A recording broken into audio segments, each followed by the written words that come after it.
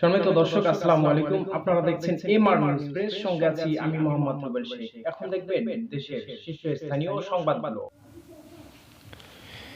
সৃষ্টির অমূল্য সম্পদ হচ্ছে গাছ। ছোটবেলা থেকেই শুনে আসছি গাছই আমাদের পরম বন্ধু।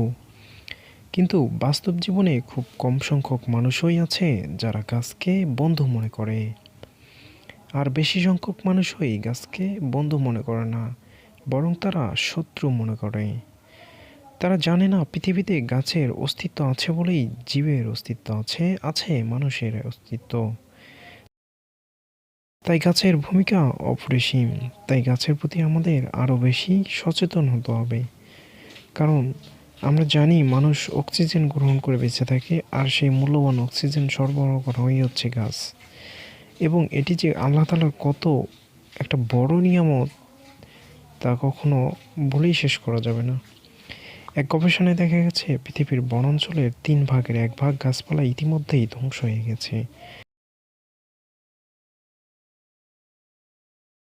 যা বৈশ্বিক উষ্ণায়নের একটি প্রাথমিক কারণ হয়ে দাঁড়িয়েছে বর্তমান বিশ্বে। তাই পৃথিবীকে ধ্বংসের হাত থেকে বাঁচাতে হলে আমাদের গাছপালা লাগানো একান্ত প্রয়োজন, এবং গাছের প্রতি একটা ভালোবাসা, মমত্ববোধ সৃষ্টি করা, এটি আমাদের অতীব এবং জরুরি কারণ হয়ে দাঁড়িয়েছে। গাছ আমাদের অনেক অনেক লাগাতে হবে, অনেক বেশি লাগাতে হবে, এবং গাছের প্রতি ভালোবাসা আরও বাড়িয়ে দিতে হবে। তাহলে পৃথিবী অনেকটা শান্ত হবে, আমরা অনেক সুখে শান্তিতে বসবাস করতে পারবো ইনশাল্লাহ।